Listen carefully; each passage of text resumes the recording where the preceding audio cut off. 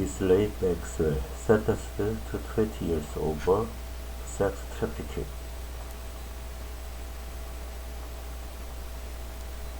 Ghislaine Maxwell has been sentenced to 20 years in a U.S.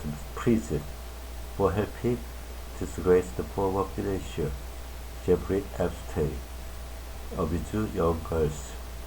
Maxwell, 60, was convicted in December of recruiting and trafficking for teenage girls for sexual abuse by Epstein, her dead boyfriend. One of her accusers said outside the court in New York that she should stay in prison for the rest of her life. Epstein killed himself in a Manhattan jail cell in 2019. He had been awaiting his own sex trafficking trial. Ghislaine Maxwell's crimes took place over a decade, between 1994 and 2004. Pronouncing the sentence, Judge Alice J. Nadan said Maxwell's conduct had been heinous and predatory. Ms. Maxwell worked with Epstein to select young victims who were vulnerable and played a pivotal role in facilitating sexual abuse, she added. She said the case called for a very significant sentence and that she wanted to send an unmistakable message that such crimes would be punished, as well as jail time. The judge imposed a fine of $750,000. Maxwell, whose lawyers had argued for a term of less than 5 years, looked straight ahead and showed no emotion as the sentence was passed in front of a packed public gallery. Earlier, she addressed her victims. She said she emphasized with them, adding that she hoped her prison sentence would allow the victims peace and finality. Maxwell has been in custody since her arrest in July 2020, held mostly at Brooklyn's Metropolitan Detention Center. The case against the British former socialite has been one of the highest profile since the emergence of the Me Too movement, which encouraged women to speak out about sexual abuse. Maxwell's greatest regret was meeting Epstein. The most shocking moment came when Ghislaine Maxwell stood up to speak. She addressed the victims directly, saying, "I'm sorry for the pain you have experienced." She said she hoped they could now look forward and not back. She called Epstein a manipulative, cunning man who fooled all in his orbit. At the top of her statement, she said it was hard for her to address the pain and anguish. She said she wanted to acknowledge their suffering and that she empathized deeply with the victims. She said her association with Epstein was the greatest regret of her life. "My association with Epstein will permanently stay me," she said.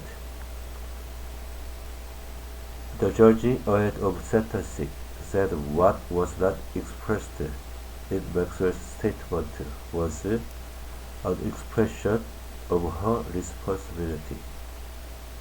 The victims were emotional as they spoke about the pain and anguish. Maxwell quoted them. They read their prepared statements, but Maxwell did not look at them as they spoke.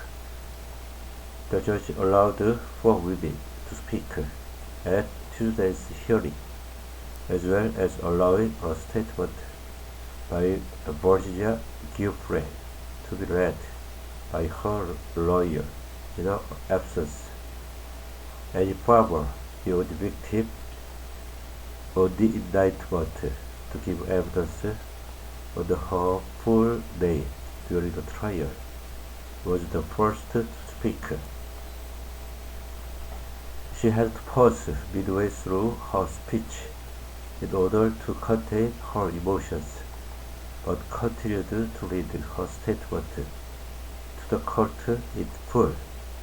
Sarah Ransom, who did not testify at the trial but was due to give an impact statement, spoke outside court alongside fellow accuser Elizabeth Stein. Ghislaine must die in prison because I have been in hell and back for the last 17 years. Miss Ransom said, I was 10 years old when Liz Stein was being trafficked. I was 10. That is how long this sex trafficking ring has been going on for. And it should have just taken our one survivor to come forward for us to be taken seriously. It should not have been this hard. During the trial, Miss Farmer and 3 other women, identified in court only by their first names or pseudonyms to protect their privacy, testified that they had been abused as minors at Epstein's homes in Florida, New York, New Mexico, and the Virgin Islands. They recounted how Maxwell had talked them into giving Epstein massages, which turned sexual, luring them with gifts and promises about how Epstein could use his body and connections to help them. Maxwell's lawyers have tried to portray their client as a positive influence on other inmates in jail, offering to teach them yoga and help them learn English. The crimes of Epstein, who mixed with some of the world's most famous people, were first reported in the media in 2005, and he served prison time in Florida in 2008 to 2009 on a state charge of procuring a minor for prostitution. Following numerous arrests, he was arrested again in 2019 in a federal case in New York. At least 8 women wrote letters to the judge describing how they had suffered. Victims speak of their pain.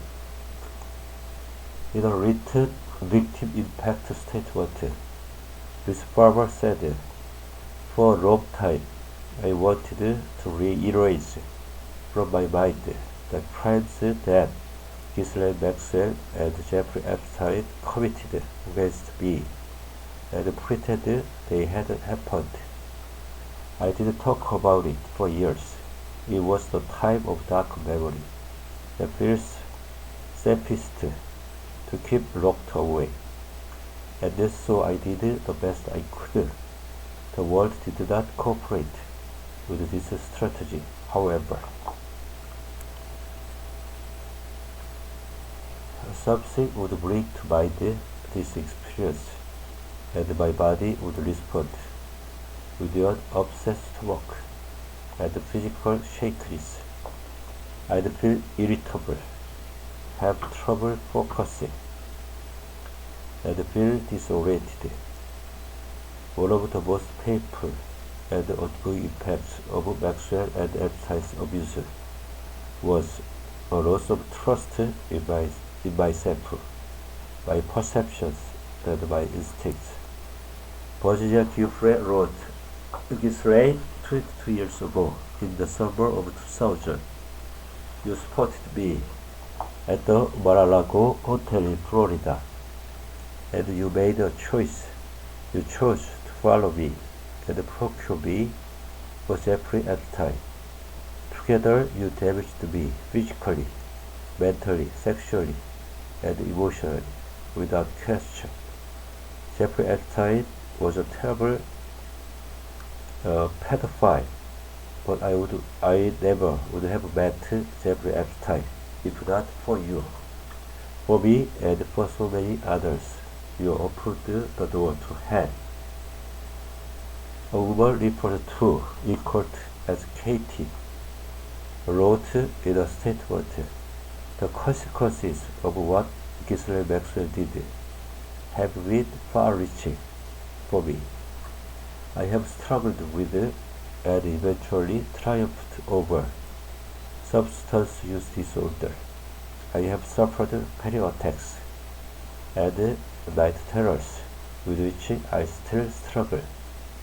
I have suffered low self-esteem, loss of career opportunities. I have battled greatly with feeling unable to trust my own instincts in choosing romantic relationships. What happened to me at that young age changed the course of my life drastically forever.